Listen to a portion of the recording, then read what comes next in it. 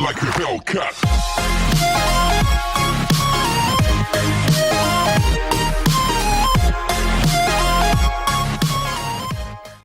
Hello class. आज की class में हम बात करने वाले हैं प्रोबेबिलिटी के एक कॉन्सेप्ट जो हमने पढ़ा था, बेसिक कॉन्सेप्ट, उसका थोड़ा सा एडवांस वर्जन, और फिर हम क्लास के आगे वाले आधे पार्ट में पढ़ेंगे परम्यूटेशन एंड कॉम्बिनेशन, पीएनसी जिसको बोलते हैं, उसके बेसिस के बारे में। कल हमने बोला था कि हमारी लास्ट वीडियो रहेगी, लेकिन हम इस वीडियो को ज्यादा लंबा नहीं बनाना चाहते, इसलिए दो पार्ट में बांट दिया है। आज हम पीएनसी का बेसिक करेंगे और अगली क्लास में हम पीएनसी का थोड़ा सा एडवांस वर्जन, जो कॉम्पिटिटिव एग्जाम में लगातार आपसे सवाल पूछे जाते हैं, उनके बारे में बात करते हैं। तो आज की क्लास को स्टार्ट करते हैं हम, जो हमारे प्रोबेबिलिटी के थोड़ा सा एडवांस वर्जन, उसके बारे में बात करते हैं। तो यहाँ पे हमारे पास क्या बात करी गई थी, कल हमने कुछ चार चीजों के बारे में बात किया था, उसमें हम सबसे पहले कार्ड्स के बारे में थोड़ा सा बात कर लेते हैं। कल हमने लास्ट में क्या था, सबसे पहले इसी के बारे में बात करते हैं। कार्ड्स के बारे में हमने सारी चीजें कल बात कर ली थी। अब उसमें थोड़ा सा जो वेरिएशन आ सकता है वो क्या आ सकता है। कल हमने बिल्कुल स्ट्रेट फॉरवर्ड एक सवाल लिया था कि अगर 52 कार्ड्स आपके पास हैं तो आप किस किस तरीके से आंसर कर सकते हैं। तो वेरिएशन क्या हो सकता है उसके बारे में जरा बात करते हैं। वेरिएशन क्या है जरा सुनिएगा।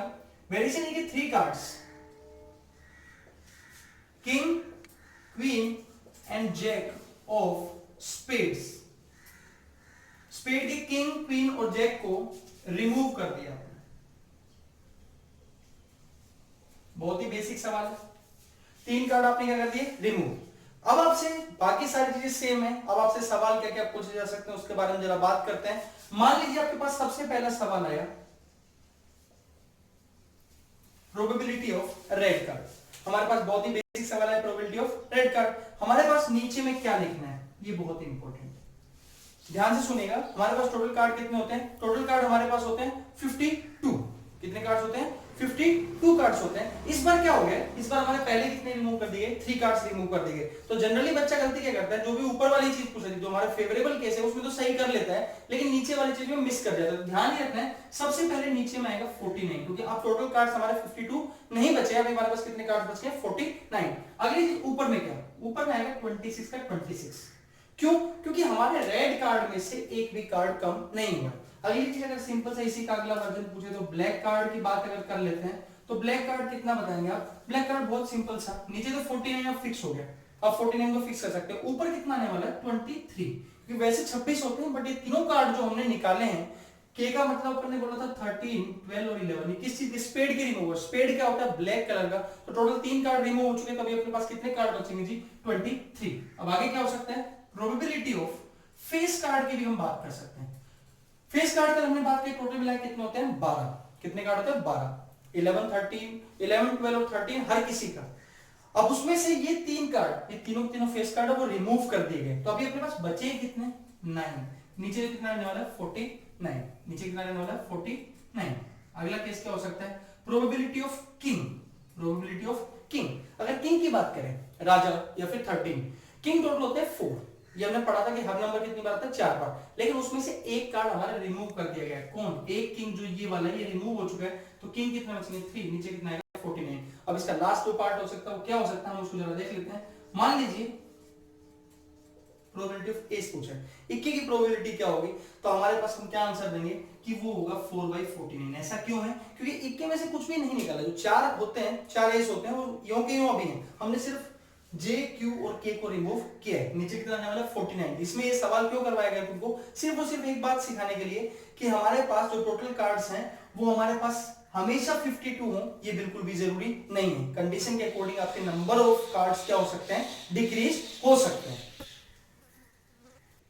नेक्स्ट कॉन्सेप्ट अपना है बॉल एंड बॉक्स का, हमने कॉन्सेप्ट पढ़ा था। अब उसमें एक हल्का सा वेरिएशन जो हम बात करने वाले हैं उसके बारे में जरा बात करते हैं। अब एक क्वेश्चन हमको दिया गया कि बॉक्स है, उसके अंदर 4 रेड बॉल है, 3 ग्रीन बॉल है, 5 ब्लू बॉल है और 2 व्हाइट बॉल है। तो ध्यान से देखिए इसमें वेरिएशन क्या हो सकता है, बस सिर्फ वेरिएशन की बात करें। नॉर्मल सवाल हम कल कर चुके हैं, वेरिएशन क्या हो सकता है, अगर आपसे बोल दिया जाए आइदर रेड और ब्लू, ये सवाल अगर आपके सामने आता है तो आप आंसर क्या देंगे। तो पहली बात मैंने कल आपको एक रूल बताया था कि सबसे पहले हमेशा नीचे टोटल करके लिख लेते हैं। टोटल अगर करेंगे 4 3 7 5 2 7, टोटल मिलाएंगे नीचे कितना आ जाएगा, 14। अब ऊपर में क्या करना है, अभी तक कल हमने जो बात किया सिर्फ या तो रेड का या ब्लू का या नॉट रेड का या नॉट ब्लू का। अभी हम थोड़ा सा चेंज करने वाले हैं। वो चेंज क्या है कि हम बात करने वाले रेड कितने हैं अपने पास, रेड प्लस में क्या रहेगा, ब्लू। अगर आइदर और के दोनों चीज को जोड़ देते हैं, दोनों चीज को अगर जोड़ोगे तो अपने पास क्या हो जाएगा, टोटल मिला के रेड कितना है, रेड अगर देखना तो 4 है, प्लस में अपने पास ब्लू कितना है 5, तो टोटल मिला के अपना आंसर कितना हो जाएगा 9/14। अब इसी सवाल का दूसरा वेरिएशन अपने पास क्या हो सकता है, P neither red nor white। तो इसका मतलब क्या है, ना तो रेड चाहिए ना व्हाइट चाहिए, तो इसका मतलब क्या है, इस बार दोनों चीज को छुपाना पड़ेगा।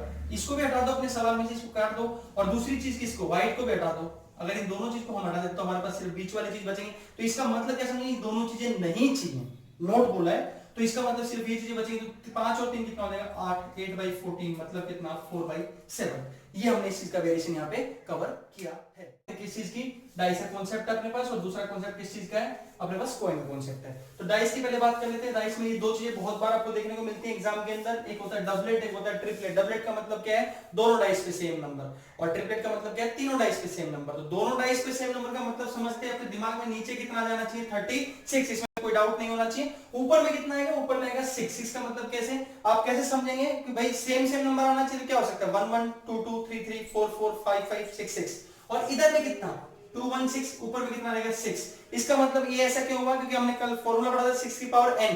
अगर अपने पास तीन चीजें आती हैं, तीन डाइस अगर होंगी, तो अपने पास 6 की पावर कितना हो जाएगा 3, 6 क्यूब कितना होता है 216। अगर कभी ऐसी अगर 4 की बातें करने लग जाएंगे तो बस नीचे में चेंज हो जाएगा, कितना 1296। 6 की पावर कितना कर देंगे 4, ऊपर में कितना रहने वाला है 6, क्यों 1 1 2 2 3 3, इसी तरीके से 1 1 1 2 2 2 3 3 3। अगर 4 डाइस में करोगे तो उसी तरीके से पेयर आपके बनते रहेंगे, ऊपर वाले में कोई चेंज नहीं है, लेकिन आंसर आपके चेंज रहेंगे 1/6, और इधर कितना रहेगा 1/36। बहुत ही बेसिक कॉन्सेप्ट है, इस तरीके के सवाल अपने पास आते हैं। बाकी सारे सवाल अपन ने डाइस से कल डिस्कस किए थे। अब बात किसकी करते हैं, बात करते हैं कॉइन की। कॉइन के अंदर एक बहुत इंपॉर्टेंट कॉन्सेप्ट है एटलीस्ट और एटमोस्ट। बहुत दिक्कत रहती है बच्चों को, स्पेशली जब बच्चा 10th और 11th क्लास में होता है, यहाँ पे इस चीज को समझने में बड़ी दिक्कत आती है। या तो इसको हिंदी में समझ रहे कम से कम, और ज्यादा से ज्यादा। ज्यादा ज्यादा का मतलब होता है पीछे की तरफ चलना होता है, उससे आगे नहीं जा सकते, और कम से कम का मतलब उससे आगे बढ़ते हैं। या फिर दूसरा ट्रिक आपको बताता हूं, एटलीस्ट में अक्सर है 7, एटमोस्ट में अक्सर है 6, ज्यादा कौन है ये, इसका मतलब आगे की तरफ बढ़ना है। मैथमेटिकल सिंबल है ग्रेटर देन इक्वल टू, इसका सिंबल है लेस देन इक्वल टू। सवाल कैसे आएंगे वो जरा ध्यान से देखते हैं। प्रोबेबिलिटी एट लीस्ट 1 हेड, और कब आए ये, जब कितने कॉइन 3 कॉइन्स अगर आपने टॉस किए, कितने कॉइन टॉस किए 3 कॉइन अगर टॉस करते हो, वहां पे एटलीस्ट 1 हेड चाहिए। तो इसका मतलब क्या है, पहले इस चीज से समझते हैं। 3 कॉइन देते हैं, नीचे कितना आएगा 8। अब ऊपर बात किसी कर रहे हैं एटलीस्ट 1 हेड। एटलीस्ट 1 हेड की बात जहां पे आपने करी ना, तो वहां पे एक बात समझ लीजिए, मैंने यहां पे बताया ग्रेटर देन इक्वल टू, या फिर ऐसे बोला इससे आगे की जाना है। तो एक से आगे क्या आता है 2, 2 से आगे कितना आता है 3, 3 से आगे 4 भी आता है, लेकिन 4 पे हम नहीं जाएंगे। उसका रीजन क्या है, क्योंकि कॉइन कितने 3। इसका मतलब हम यहाँ पे किस किस की बात करेंगे, उसने छोटी सी लैंग्वेज लिखी एटलीस्ट 1 हेड, लेकिन बात किसकी करनी पड़ेगी 1 हेड की करनी पड़ेगी, 2 हेड की भी और 3 हेड की भी। कल लास्ट में मैंने आपको याद करवाया था 1 हेड के कितने केस होते हैं 3, 2 हेड के कितने केस होते हैं 3, और 3 हेड के कितना केस होता है 1। तो अपने पास टोटल आंसर कितना हो जाएगा 7/8। और किस तरीके का सवाल आ सकता है, इसी के अंदर लास्ट सवाल देख लेते हैं इस कॉन्सेप्ट का, at most 1 head, at most 1 head. नीचे में तो जी 8, ये सेम सवाल है, क्योंकि कितनी बार उछाला है 3 बार कॉइन को, सेम सवाल है। अब बात किसी कर रहे हैं एटमोस्ट 1 हेड की। एटमोस्ट 1 हेड की जहां पे आपने बात करी, तो इसका मतलब क्या हो जाएगा, पीछे की तरफ चलना स्टार्ट कर दो। मैंने बोला था इसमें आगे की तरफ जाते हैं, इसमें किसकी तरफ जाते हैं पीछे की तरफ। पीछे की तरफ जाने का मतलब क्या है, कि अपने पास कितना बोला एक हेड, एक हेड के पीछे जाएंगे कितना आ जाएगा 0 हेड, और इसको कल याद करवाया था। एक का मतलब कितने केस 3, और 0 का मतलब कितना केस 1 केस। तो कितना आंसर हो जाएगा ये हाफ, 4/8 मतलब हाफ। तो इस तरीके से अपन ने थोड़े जो वेरिएशन हो सकता है तुम्हारे इस कॉन्सेप्ट में, उसको यहाँ पे चेक किया या फिर बोले डिस्कस किया। अब आगे बढ़ते हैं, जबरदस्त चीज है, ध्यान से सुनेंगे पहले 5-10 मिनट बहुत ही ज्यादा क्रूशियल। और अपन कल की क्लास में एक और वीडियो जो लेके आएंगे, उसके अंदर अपन बात करेंगे उसके एडवांस सवालों की, जिसमें अपन बात करेंगे नंबर ऑफ स्क्वायर्स कैसे निकालते हैं। आपने देखा वो चेस बोर्ड के अंदर कितने स्क्वायर्स है, तो जनरली आपका आंसर आता है 64। मैं आपको बोलूंगा कि वो गलत आंसर, आंसर आएगा 204। कैसे निकालते हैं वो देखेंगे। अगर मैं आपसे पूछूं इसके अंदर रेक्टेंगल कितने होते हैं, तो मेरा आंसर होगा 1296 एक स्टेप के अंदर। वो सब चीजें अपन अगली वीडियो में देखेंगे। अभी की बात कर रहे हैं तो अभी अपन बेसिक सीखेंगे किसका, परम्यूटेशन कॉम्बिनेशन। बहुत ज्यादा डर लगता है हर बच्चे को उससे, बहुत ही ज्यादा डरावना चैप्टर मानते हैं उसको, लेकिन उससे प्यारा चैप्टर मेरे को नहीं लगता मैथ के अंदर कोई है। अभी उसकी बेसिक अपन डिस्कशन करते हैं। पहली चीज जो आपकी पीएनसी के अंदर आती है, फर्स्ट चीज जो पीएनसी के अंदर आपके पास सामने रहेगी, वो है ये सिंबल। ये विस्मयकारी चिन्ह नहीं है, एक्सक्लेमेटरी साइन नहीं है, ये है आपका फैक्टोरियल। ये क्या है, फैक्टोरियल। और पूरे चैप्टर में हम इसका भरपूर यूज करेंगे। इसका मतलब जरा समझ लेते हैं, बहुत ही सिंपल सा मतलब। पहले अभी हम वेरिएबल में नहीं जाएंगे, पहले अपन वैसे समझते हैं इसका मतलब क्या होता है। लेट अस सपोज करो आपके 5 के अगर ये नंबर लगा दिया, ये साइन लगा देगा 5 फैक्टोरियल, तो इसका मतलब क्या समझिए, इसका मतलब होगा 5 × 4 × 3 × 2 × 1। कहने का मतलब क्या है, जो भी नंबर दिया गया उसको मल्टीप्लाई करते करते कहां तक लेके जाना है, 1 तक लेके जाना है। इसका वैल्यू कितना रहेगा 120, और ये वैल्यू याद भी करनी है, बहुत काम आएंगी आपको, कम से कम 7 फैक्टोरियल तक की वैल्यू याद करनी है। अभी हम देखते क्या क्या होती है। एक और एग्जांपल 6 फैक्टोरियल के ले लेते हैं। 6 into 5 into 4 into 3 into 2 into 1, इसका वैल्यू 720। इसी का कितना गुना हो जाएगा, 6 गुना हम जानते हैं। अब इस तरीके से 4 फैक्टोरियल की वैल्यू देखना चाहेंगे। 4 इंटू 3 इंटू 2 इंटू 1 कितना हो जाएगा 24। 3 फैक्टोरियल की वैल्यू 3 इंटू 2 इंटू 1, क्यों लिख रहा हूं मैं, पागल नहीं हूं मैं, याद करनी है आपको। 2 इंटू 1 कितना हो जाएगा 2, 1 फैक्टोरियल का मतलब कितना हो जाएगा 1। अभी खेल में थोड़ा सा बदलाव लाते हैं। अभी तक हमने सारे के सारे कांस्टेंट वैल्यूज के बारे में बात की। अभी जनरल फॉर्मूला मैं यहां पे लिखना चाहता हूं, वो क्या है, n फैक्टोरियल। कोई भी एक नंबर हो, एक n एक वेरिएबल है, कोई भी एक नंबर हो तो उसको कैसे लिख सकते हैं, n, उसमें से कितना घटाएंगे, पहले 1 फिर 2, इस तरीके से करते करते जब तक क्या ना आ जाए, 1 नहीं आ जाएगा, तब तक हम इस चीज को लेके चलेंगे। इसमें किसी को कोई डाउट हो तो जरूर बताएंगे। ये बिल्कुल सिंपल अपना एक फॉर्मूला है n फैक्टोरियल का। अब इस फॉर्मूला का एक बेहतरीन यूज करेंगे और एक जबरदस्त चीज मैं आपको बताने वाला हूं, उसके बारे में बात करते हैं। जरा यहाँ पे देखते हैं अपने पास क्या चीज है, n फैक्टोरियल का फॉर्मूला देगा। अब एक बात बताइए, ये जो चीज है क्या मैं इसको दो हिस्सों में बांट सकता हूं? यहां से जरा ध्यान से देखिएगा, 6 फैक्टोरियल मैंने लिख रखा है, उसका क्या है 6 into 5 into 4 into 3 into 2 into 1। इसको जरा एक बार ध्यान से देखो, 6 इंटू, क्या मैं इसको 5 फैक्टोरियल लिख सकता हूं? आप में से कोई इसको डिनाई नहीं करेगा, क्योंकि बहुत ही सिंपल सी लॉजिकल बात है, ऊपर हमने लिखा है इसको 5 फैक्टोरियल। अब अगर मैं इसको क्या करूं, इसको क्या मैं ऐसे लिख सकता हूं 4 इंटू 3 फैक्टोरियल, कोई डाउट नहीं होना चाहिए। अब एक बात और देखिए, जो मेरा 6 फैक्टोरियल है वो मैंने क्या लिखा है 6 into 5 into 4 into 3 into 2 into 1। इसमें आपने बोला 6 इंटू 5 फैक्टोरियल लिख सकते हैं, कोई गलती नहीं। अब एक बात और देख लीजिए, अगर मैं इसको 6 इंटू 5 इंटू 4 फैक्टोरियल भी लिख सकता हूँ, क्यों, लास्ट वाली चार चीजों को उठा लो तो उसको 4 फैक्टोरियल लिख सकते हैं। तो इस तरीके से आप अपने हिसाब से चीजों को यूज कर सकते हो, जब तक जिस भी चीज की आपको जरूरत पड़ती है। अब इसका यूज करते हुए एक जबरदस्त चीज मैं आपके सामने लिखने वाला हूँ, जीरो फैक्टोरियल की वैल्यू। बहुत ही इंपॉर्टेंट चीज, बहुत बार आपसे पूछ रहा था कि कैसे जीरो फैक्टोरियल की वैल्यू निकाल सकते हैं, क्या उसकी कोई वैल्यू होती है? तो मैं आपको बताऊंगा जीरो फैक्टोरियल की वैल्यू होती है 1। बहुत ही इंपॉर्टेंट कॉन्सेप्ट। कैसे, जरा ध्यान से देखिए, आपने फॉर्मूला लिखा n factorial, n into n minus 1 n minus 2 up to कहां तक 1 तक। अब हल्का से इसके अंदर चेंज लाते हैं, जो हमने पीछे सीखा था उसमें से n फैक्टोरियल n इंटू, क्या मैं इसको ऐसे लिख सकता हूं? हमने देखा था 6 फैक्टोरियल जब लिखा तो 6 इंटू 5 फैक्टोरियल आपने लिखा था, बिल्कुल ये चीज है। बस इसके अंदर एक छोटी चीज कर दीजिए, n की जगह कितना रख दीजिए 1, n की जगह कितना रख दीजिए 1। मजा आ जाएगा जी। कैसे, 1 factorial is equal to 1 1 minus 1 factorial. 1 factorial की वैल्यू होती है 1, ये भी 1, और इधर बन गया 0 फैक्टोरियल। यहां से निकल के आया 0 फैक्टोरियल की वैल्यू कितनी आई 1। 0 फैक्टोरियल की वैल्यू अगर 1 आ गई तो ये जबरदस्त क्रांति वाला काम कर दिया। क्यों? क्योंकि आपको एक बात बताता हूं मैं छोटी सी, जब आप कहीं पे भी खासतौर पे जब प्राइवेट सेक्टर में आप जॉब के लिए एप्लीकेशन देते हो तो वहां पे एक एप्टीट्यूड टेस्ट होता है। जनरली आपका इंटरव्यू के टाइम पे टेस्ट लिया जाता है, एक रिटन टेस्ट होता है, एक आमने सामने इंटरव्यू के टाइम बात करते हैं। तो इस तरीके के बड़े ट्रिकी सवाल होते हैं। बहुत छोटा सा एग्जांपल देता हूं, वो आपको क्या बोलेंगे, बहुत सिंपल सी चीज बोलेंगे, आपके पास 3 नंबर है, आप इसमें कोई भी मैथमेटिकल ऑपरेशन लगा दीजिए जो भी आप सोच सकते हैं, और मुझे नंबर बना के दिखाइए 21। तो हमने अभी तक जितने मैथमेटिकल ऑपरेशन पढ़े ना, तो उसमें हमने जीरो को हमेशा ये देखा वो काम को खराब ही करता है, कभी अच्छा काम नहीं किया उसने।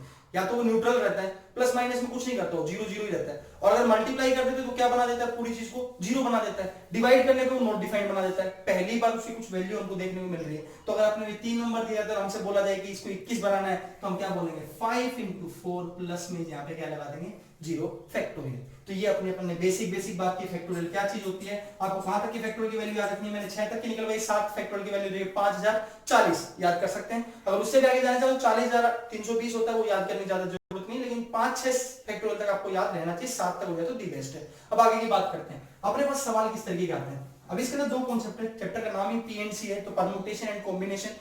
मैं परम्यूटेशन में ज्यादा बिलीव नहीं करता हूं, मैं आपको 2 मेथड सिखाने वाला हूं, और 2 मेथड आपको मैं सिखाने वाला हूं। एक आपको सिखाऊंगा मैं कॉम्बिनेशन वाला मेथड, और दूसरा होता है बॉक्स थ्योरी, डिब्बे वाली थ्योरी मैं आपको बताऊंगा। और एक बात जान ली, मैं पूरी तरह से जितना अगर मैं ढंग से पढ़ाने लग जाऊं परम्यूटेशन कॉम्बिनेशन को, तो मान के चलिए 8 से 10 वीडियो हमारे पास है, 2 वीडियो हम वही चीजें डिस्कस करेंगे जो बहुत ज्यादा इंपॉर्टेंट है from competitive point of view. हम बात नहीं करेंगे 11th क्लास के लेवल पे जाके कि आपको जेईई एडवांस निकालना, उतनी हम बात नहीं कर रहे हैं। हम वो बातें करेंगे जो आपके पेपर में आ सकती हैं। तो हमारे पास 2 कॉन्सेप्ट हैं, पहले बॉक्स थ्योरी बाद में डिस्कस करेंगे, पहले हम बात करते हैं कॉम्बिनेशन की। परम्यूटेशन का फॉर्मूला ये होता है, बस मैं इतना ही बताऊंगा पूरे चैप्टर में, इसके बाद कोई भी चीज के बारे में बात नहीं करूंगा, मैं किसी भी सवाल में इस चीज का यूज नहीं करूंगा। बात हम किसका यूज करने वाले हैं, एनसीआर, इसका फॉर्मूला रहेगा ये वाला। इस फॉर्मूले देख के बिल्कुल भी नहीं घबराएंगे, बहुत ही सिंपल सी चीज है, बस इसमें समझ लीजिए चीजें क्या क्या है। चीज क्या है, ये एन है, एन का मतलब होता है total objects, total objects. R जो है सेलेक्टेड ऑब्जेक्ट्स, कितने या फिर जितने ऑब्जेक्ट्स आपको सेलेक्ट करने हैं। तो ये दोनों चीज आपके सामने, अब ये फॉर्मूला आपके सामने लिखा, अब इसका मतलब जरा समझने की कोशिश कीजिए। मैं बहुत ही साधारण सा आपके सामने एक एग्जांपल लेता हूं। मेरे पास है 3 आदमी ए बी सी, और मुझे टीम उनकी बनानी है, कितने आदमियों की? 2 आदमियों की टीम बनानी है। तो देखो इसके लिए अगर मेरे को परमुटेशन कॉम्बिनेशन नहीं आता तो भी मैं बना सकता हूं। कैसे? मुझे 2 आदमी सेलेक्ट करने, तो मैं कहूंगा कि भाई ए बी तुम दोनों आ जाओ। फिर मैं बोल सकता हूँ कि नहीं यार ए सी आ जाओ। फिर मैं बोल सकता हूँ कि भाई तुम एक काम करो यार सी बी आ जाओ। कौन आ जाओ? C B. तो कितने तरीके से बना दिया मैंने? 3 तरीके से। अब इसी चीज को जब हम परमुटेशन कॉम्बिनेशन लगाएंगे, क्यों जरूरत पड़ी? देखो यहाँ पे तो जरूरत नहीं है, लेकिन जैसे मान लो कल को एक एग्जांपल लेंगे अपन कि भाई क्रिकेट टीम सेलेक्ट करनी है। क्या सेलेक्ट करनी है? Cricket team. तो क्रिकेट टीम क्या करते हैं जनरली? आपने देखा वो सेलेक्टर्स क्या करते हैं? 15 जने छाड़ देते हैं। खेलने वाले कितने लोग होते हैं? 11 लोग होते हैं। अब अगर अपने से बोला जाए कितने तरीके से टीम बना सकते हैं, तो वहां पे इस तरीके से एक एक आदमी को पकड़ के हम नहीं करेंगे। वहां पे सिंपल क्या कर देंगे, आपको क्या देखना है? 2 चीजें ढूंढनी होती है। कितनी चीजें कितनी? यहाँ पे 3 चीजें, और उसमें से अपने को सेलेक्ट कितनी करनी थी? 2 चीजें। तो इसमें सवाल के अंदर यहाँ पे n कितना था? 3, और अपने को कितने का पेयर बनाना है? 2 का। तो r कितना हो जाएगा? 2। तो आपका फॉर्मूला बन जाएगा 3c2।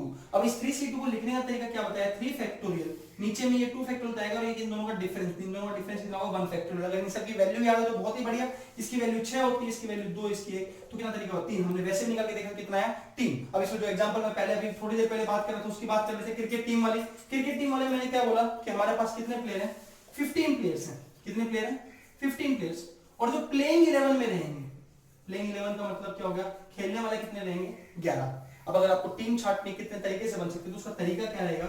15c11, क्योंकि टोटल था ये n हो गया, ये क्या हो गया आपका r, जो सेलेक्ट करना है। अब इसको सोल्व कैसे करेंगे जरा ध्यान से देखिएगा। 15 फैक्टोरियल, 11 फैक्टोरियल, 4 फैक्टोरियल, जरा इसको एक बार देखने की कोशिश करिए। क्या हम पूरी इसकी वैल्यू निकालेंगे? बिल्कुल भी नहीं निकालेंगे। करना क्या है? 15 into 14 into 13 into 12 into 11 factorial पे रोक दो। क्यों? क्योंकि नीचे क्या दिखाई दे रहा है मेरे को? 11 फैक्टोरियल, तो मैंने इसको यहाँ पे रोक दिया 11 फैक्टोरियल। अब इसको क्या लिख सकता हूँ? 4 फैक्टोरियल, तो 4 इंटू 3 इंटू 2 इंटू 1। 11 फैक्टोरियल से 11 फैक्टोरियल कट जाएगा। 4 इंटू 3 होता है 12, तो इससे कट जाएगा। 2 से कितने कटेगा? 7। तो 15 इंटू 7 होता है 105 इंटू 13, मतलब 1365। 1365 अपना आंसर हो जाएगा। कि अपनी एक टीम जब होती है 15 जनों की, तो उसको 1365 तरीके से, जनरली तो हमको लगभग सेम टीम देखने को मिलती है। अब इसके अच्छे वेरिएशन वाले सवाल हम अगली क्लास में करेंगे, जिसमें हम बात करेंगे कि रोहित हमेशा टीम में रहना चाहिए, बुमराह हमेशा टीम में रहना चाहिए, और मोहम्मद शामी को टीम से बाहर कर दिया, या फिर कोई भी और प्लेयर जिसको हम बाहर कर दें। तो उस तरीके के सवाल हम अगली क्लास में डिस्कस करेंगे, जो बहुत अच्छे लेवल के सवाल करेंगे। अब इसमें थोड़ा सा आगे बढ़ते हैं और किस तरीके की बातें कर सकते हैं हम इसके अंदर, जरा देखिएगा। जो 2-3 कॉन्सेप्ट अभी देखेंगे, बाकी सब अगली क्लास में देखेंगे। कॉन्सेप्ट क्या है जो हमारे बहुत बार पूछे जाते हैं, जरा ध्यान से देखिएगा। सवाल क्या हो सकता है आपके पास? सिंपल कि 2, 5, 7, 8 और एक 9, ये 5 अपने पास डिजिट है। इनको यूज करते हुए आपको एक 3 डिजिट नंबर बनाना है। क्या बनाना है? एक 3 डिजिट नंबर बनाना है। आप क्या तरीका अपनाएंगे उसमें जरा एक बात समझिएगा। पहले हमेशा सामने वाले से पूछ लीजिएगा एक बात कि रिपीटिशन अलाउड या फिर नॉट अलाउड। ये बात हमेशा आप क्लियर करके चलेगा। और अब यहां से मैं इंट्रोड्यूस करता हूं अपने डिब्बा थ्योरी। डिब्बा थ्योरी क्या है? आपको क्या करना है? ये सारी चीजें दी हुई है, और अपने को सवाल में बोला गया है कि कितने 3 डिजिट नंबर बन सकते हैं, कितने 3 डिजिट नंबर्स बन सकते हैं। तो अपन कितने बॉक्स बनाएंगे? यहां पे 3 बॉक्स बना लीजिए। पहले सवाल में बोला है कि रिपीटेशन अलाउड है। अगर रिपीटेशन अलाउड है तो इसका मतलब क्या है? पहली पोजीशन पे कितनी चीजें आ सकती हैं? 5। तो क्या आ सकता है? 5 भी, 7 भी, 8 भी, 9 भी। ऐसे दूसरी पोजीशन पे भी कितने आ सकते हैं? 5। और तीसरी पोजीशन पे कितने आ सकते हैं? 5। तो टोटल मिला के अपने पास कितना हो गया? 125। अगर सवाल के अंदर ये दिया गया कि रिपीटेशन नॉट अलाउड, तो आप क्या बोलने वाले हैं? 5 तो पहली पोजीशन पे तो रहेगा, अगले में क्या? 4 और 3। ये घट क्यों रहे? क्योंकि जो चीज यहां पहले में आ गई वो दूसरे में नहीं आ सकती है। तो 5 इंटू 4 इंटू 3, अपना इस सवाल का आंसर कितना रहेगा? 60। ये जो इस टाइप के जो सवाल रहते हैं बड़े इजी रहते हैं। कब तक? जब तक सवाल के अंदर हम किसको इंट्रोड्यूस नहीं करते हैं? जीरो को इंट्रोड्यूस नहीं करते हैं। एक सवाल उसका देखते हैं, जरा ध्यान से देखिएगा। मान लीजिए 0, 1, 2, 3, 4 सारे नंबर मान लीजिए आपके पास सारे डिजिट्स हैं, और अपने को एक 5 डिजिट नंबर बनाना है। क्या बनाना है? 5 डिजिट नंबर। जरा ध्यान से देखिएगा। फिर से वही 2 कंडीशन है, रिपीटेशन अलाउड है और रिपीटेशन नॉट अलाउड है। दोनों चीजें अभी भी है अपने पास। अब इसमें क्या करना है? कितने बॉक्स बनने वाले हैं? जैसे उसने बोला 5 डिजिट, तो कितने बॉक्स बना देंगे? 5 बॉक्स आप बना देने वाले हैं। कितने बॉक्स बना देने वाले हैं? 5 बॉक्स आपको बना देने हैं और ऐसे ही नीचे में कितने बनाने वाले हैं, 5 बॉक्स हम बनाने वाले हैं। खेल सारा किस चीज का वो जरा देख लेते हैं, सारे एक बार ध्यान से देखिएगा। इसमें क्या है, ऊपर वाले में रिपीटेशन अलाउड है। रिपीटेशन अगर अपने पास अलाउड है तो आप क्या करने वाले हो, जरा ध्यान से देखिएगा। अपने पास टोटल कितने हैं, 10 चीजें हैं। अब अगर 5 डिजिट नंबर बनाना है तो एक छोटी सी चीज आपको ध्यान रखनी पड़ेगी। वो छोटी सी चीज क्या है कि शुरू में जीरो नहीं आ सकता, क्योंकि अगर शुरू में अपन ने जीरो ले लिया तो उसकी दिक्कत क्या हो जाती है, नंबर जो है वो 4 डिजिट का बन जाएगा। तो अपने पास जब अपन बात करते हैं 5 डिजिट नंबर बनाने की, तो फर्स्ट पोजीशन के लिए जो चॉइस है वो अपने पास हो जाएंगे 9। और क्योंकि रिपीटेशन अलाउड है, जो यहां पे आया वो आगे भी आ सकता है, तो आगे आपके पास रहेंगे 10 10 10 10। ऐसा क्यों, क्योंकि अपने को किस चीज से दिक्कत नहीं है, अपने को बिल्कुल भी दिक्कत नहीं है कि सेकंड पोजीशन के ऊपर जीरो आए। थर्ड पे भी जीरो आ सकता है, तो यहां सब पे जीरो आ सकता है, जीरो यहां नहीं आ सकता। पिछले सवाल में तो 5 into 5 into 5 क्या था, यहां 9 रखना पड़ेगा। अब दूसरे सवाल की बात करें जहां रिपीटेशन अलाउड नहीं है, अभी भी फर्स्ट पोजीशन के लिए चॉइस कितनी है, 9। अगली के लिए आइडियली होना चाहिए एक कम, लेकिन क्योंकि वो जीरो वहां पे आ जाता है तो 9 के साथ कितना आएगा, 9, फिर घटते चले जाएंगे। ये दोबारा 9 क्यों आया, क्योंकि शुरू में चॉइस थी 1 से लेकर 9 तक। अब मान लीजिए शुरू में 2 आ चुका है, 2 आ चुका है, तब आगे 2 नहीं आ सकता, तो अपने पास क्या बचेगा, 1, फिर 3 से लेकर 9 तक, टोटली 8 चीजें हुई, लेकिन एक जीरो आ सकता आगे, तो 9 9, फिर क्या हो जाएगा 8 7 6। तो अगर आप देखोगे तो 81 into 56 into 6, इस चीज को आप क्या कर सकते हैं, सोल्व कर लेंगे, आपको आंसर मिल जाएगा। तो ये सवाल अपने किस चीज के हैं, जब अपन किसकी बात करते हैं, डिजिट्स की। अब इसी में एक कॉन्सेप्ट आता है किसका, अल्फाबेट का, उसको हम डिस्कस करते हैं। बात करते हैं किस चीज की, अल्फाबेट की। यहाँ पे अगर जिस तरीके से अपने नंबर होते हैं उसी तरीके से डिजिट्स होती है, वैसे यहाँ पे अल्फाबेट दिए हुए। अपने पास क्या है, 1 2 3 4 5 6 7 8 9 10 10 चॉइसेस हैं। अपने से क्या बोला जाएगा, एक 4 लेटर का कोड बनाना है। मान लीजिए जो भी अपनी अटैची रहती है सूटकेस वगैरह, वहां पे अपन जो कोड बना रहे हैं वो इससे अपने 4 लेटर का कोड बनाना है। तो यहाँ पे अगर अपन कोड बनाना चाह रहे हैं तो अपन क्या करने वाले हैं, तो यहाँ पे क्या रहेगा, अपने पास फिर से बॉक्स बनाएंगे। कोड जब बनाएंगे तो इस बार कोई टेंशन नहीं, जब अल्फाबेट की बात करते हैं कोई जीरो वीरो का टेंशन नहीं। मैंने पहले बोला उसमें जीरो का टेंशन रहता है, जीरो का भी टेंशन नहीं रहता। तो इसमें क्या करने वाले हैं, पहले के आपके पास चॉइस कितनी, 10।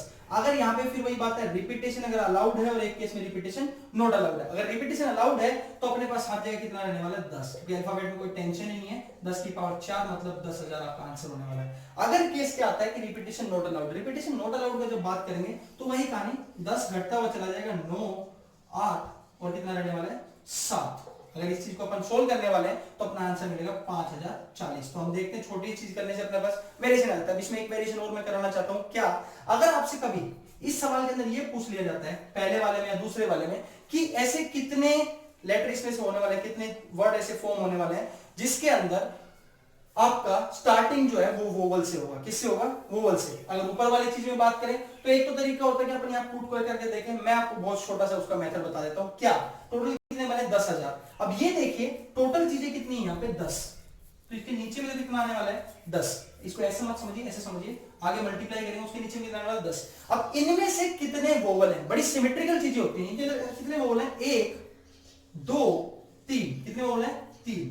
तो अब ये मान लीजिए 3000 ऐसी चीजें होने वाली हैं जो किससे शुरू होने वाली हैं, वोवल से। क्योंकि एक बात मान के चलिए 10,000 है ना, तो इस सबके अंदर एक बड़ी सिमेट्रिकल टोटल चीजें कितनी है, 10। तो इसका मतलब ये रहेगा कि 1000 वर्ड जो है वो ए से स्टार्ट होंगे, 1000 किससे होंगे, बी से, सी से, इस तरीके से। और क्योंकि 3 वोवल थे तो अपने पास टोटल कितना हो गया, 3000। सेम कहानी यहाँ पे होगी, टोटल अपने पास कितना था, 5040। मल्टीप्लाई किससे करेंगे, 3 से, डिवाइड किससे करेंगे, 10 से। इस तरीके से करेंगे तो 1512 ऐसे वर्ड आने वाले हैं जो किससे स्टार्ट होने वाले हैं, आपके पास वोवल से। तो आज की क्लास में हमको इतना ही पढ़ना है। अपन ने क्या क्या चीज सीखा, हमने पहले 4 वेरिएशंस देखे जो किसके, कल वाली क्लास में जो हमने देखा था, डाइस, कॉइन, अपने पास उसके बाद अगर बात करें कार्ड्स की, और बॉल एंड बॉक्स के अंदर क्या क्या वेरिएशन आ सकता है वो देखा। उसके बाद हमने बेसिक चीज इंट्रोड्यूस किया कि इसका परम्यूटेशन कॉम्बिनेशन का बहुत ही इंपॉर्टेंट टॉपिक रहता है, बड़ा ही दिमाग लगाने वाला टॉपिक होता है। उसका हमने बेसिक देखा कि फैक्टोरियल किसको बोलते हैं, कोशिश की 6 फैक्टोरियल तक की वैल्यू निकाले, 0 फैक्टोरियल का डेरिवेशन किया। उसके बाद हमने बात किस चीज का किया, सिंपल सवाल जो कि कैसे सिलेक्शन करते हैं, हमने क्रिकेट टीम वाला एग्जांपल लिया। उसके बाद हमने थोड़ा डिजिट का कॉन्सेप्ट देखा